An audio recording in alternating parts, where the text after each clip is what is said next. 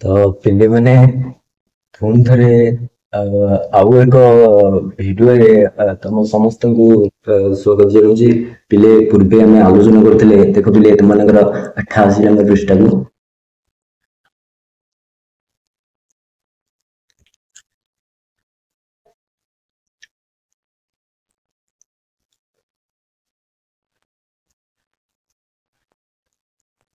ପ୍ରାୟଶ୍ଚିତ୍ତେ ବ୍ୟୟ ନ କରି ଯତନେ, ପାପର୍ଜୁଅଛ ପାପାର୍ଜିତ ଧନେ।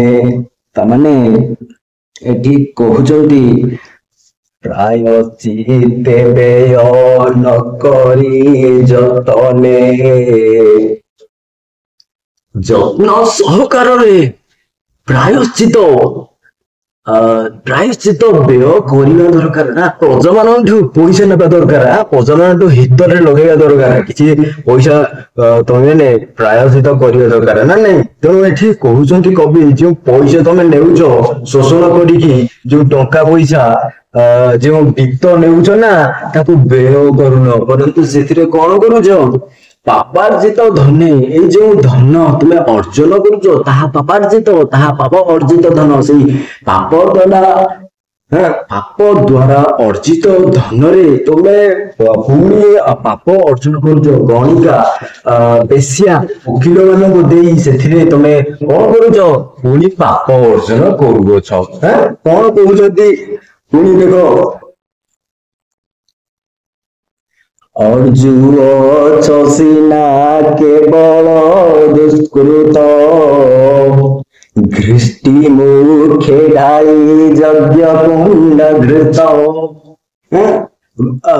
ଅର୍ଜୁଅଛ ସିନା କେବଳ ଦୁଷ୍କୃତ, ଦୁଷ୍କୃତ କହିଲେ ପାପ। ତାହେଲେ ଏଇ ଯୋଉ ପ୍ରଜାମାନଙ୍କର ଲୋତକେ ଶ୍ଵେତ ଏବଂ ରକ୍ତ ଦ୍ଵାରା ଯେଉଁ ଅର୍ଜନ କରାଯାଇଥିବା ଧନ ସମ୍ପତ୍ତିକୁ ତମେ ମାନେ ଯୋଉ ହରଣ କରୁଛ, ଶୋଷଣ କରୁଛ, ତା ଦ୍ଵାରା ତମେ ମାନେ କଣ କରୁଛ? ଅର୍ଜୁନ ସିନା କେବଳ ଦୁଷ୍କୃତ, କେବଳ ପାପ ଅର୍ଜନ କରୁଛ ଏବଂ କରିବା ଦ୍ଵାରା କଣ ହଉଛି? ଘୃଷ୍ଟିଟା ମୁଖେ ଢାଳି ଯଜ୍ଞ କୁଣ୍ଡ ଘୃତ। ଯଜ୍ଞ କୁଣ୍ଡରେ ଘିଅ କେମିତି ଢଳା ଯାଉଛି? ଯଜ୍ଞ କୁଣ୍ଡରେ ଢଳା ହେଲେ, ଯଜ୍ଞ ହେଲେ ଆମର କଣ ହୁଏ?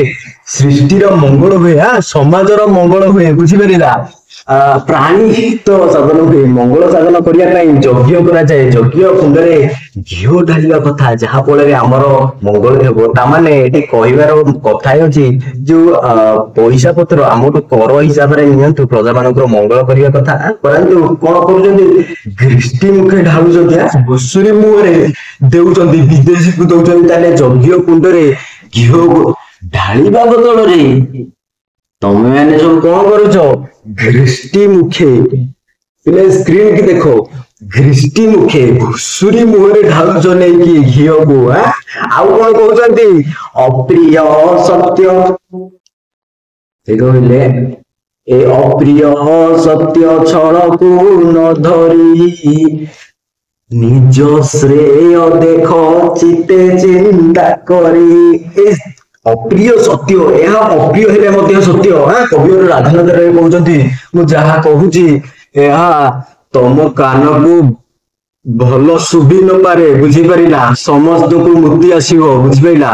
ମୃତ୍ୟୁଟା କଣ ସମସ୍ତଙ୍କୁ ଭଲ ଲାଗେ କି? ସମସ୍ତଙ୍କୁ ଭଲ ଲାଗିବ କି? ସମସ୍ତେ ମରିବେ ଦିନେ ନା ଦିନେ, ବୁଝିପାରିଲା? ଏହା ସତ୍ୟ ନା ନାଇଁ? ଏହା ତାହେଲେ କି ସତ୍ୟ? ଅପ୍ରିୟ ସତ୍ୟ। ତମେ ମାନେ ପ୍ରଜାମାନଙ୍କୁ ଶୋଷଣ କରି ନେଉଛ, ଘୁଷୁରୀ ମୁହଁରେ ଢାଳୁଛ, ବିଦେଶୀଙ୍କୁ ଦେଉଛ, ଏହା ସତ୍ୟ ନା ମିଥ୍ୟା? ସତ୍ୟ, ବୁଝିପାରିଲା? ଏହା ସତ୍ୟ କଥା ହେଲେ ମଧ୍ୟ ଏହା ଅପ୍ରିୟ ସତ୍ୟ ହେଲେ ମଧ୍ୟ ଏ ଅପ୍ରିୟ ସତ୍ୟକୁ ସତ୍ୟ ଛଳ ନ ଧରି ଦେନ୍ ଶ୍ରେୟ, ନିଜ ଶ୍ରେୟ ଦେଖ ଚିତେ ଚିନ୍ତା କରି। ନିଜର ଶ୍ରେୟ ଦେଖ, ନିଜର ଭଲ ଦେଖ, ତମର ଶୁଭ, ନିଜର ହିତ, ନିଜର ମଙ୍ଗଳ ଦେଖ, ଟିକେ ହୃଦୟରେ ଚିନ୍ତା କରି କଣ କର? ନିଜର ମଙ୍ଗଳ ଦେଖ, ନିଜର ଶ୍ରେୟ ଦେଖ। ଦେନ୍ କଣ ଅଛି ଦେଖାଗଲେ?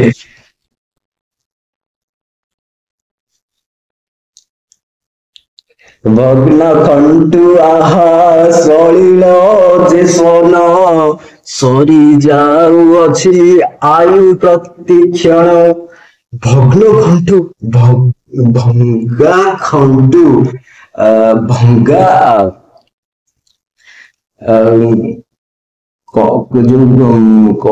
ଖସିଲା କଣ ହୁଏ ଫର ଏକ୍ସାମ୍ପଲ ହୋଲ ମାଠିଆ ଯୋଉ ମିନ୍ସ ଗୋଟେ ଆମର ଯେହେତୁ ପିଲେ କଣା ମାଠିଆ ପିଲେ ଯଦି ତମେ ମାନେ ପାଣି କୁ ଗୋଟେ କଣା ମାଠିରେ ପୁରାଇବ କଣ ହେବ ଠପ ଠପ କରି ବହିଯିବ ନା ନାଇଁ ତେଣୁ ଭଗ୍ନ ଖଣ୍ଡୁ ଭଙ୍ଗା ମାଠିଆରୁ ସଳିଳ ଅର୍ଥ ଦେଖନ୍ତୁ ସଳିଳ ଅର୍ଥ ପାଣି ଯେପରି ଜେସର କହିଲେ ଯେପରି ଭଙ୍ଗା ମାଠିଆରୁ ଯେପରି ପାଣି ବୋହିଯାଏ ସରି ଯାଉଅଛି ଆୟୁ ପ୍ରତିକ୍ଷଣ ପ୍ରତି କ୍ଷଣରେ ଆମର ଆୟୁ ସରି ସରି ଯାଉଛି ତେଣୁ ବଡ କଣ ଆଚରଣ କଣ ଶ୍ରେଷ୍ଠ ଗୁଣ ଆଚରଣ କଣ ମହତ ପଣିଆ ଆଚରଣ କଣ ଏହା ରାଜନ୍ୟ ମଣ୍ଡଳୀ କାରଣ ଭଗ୍ନ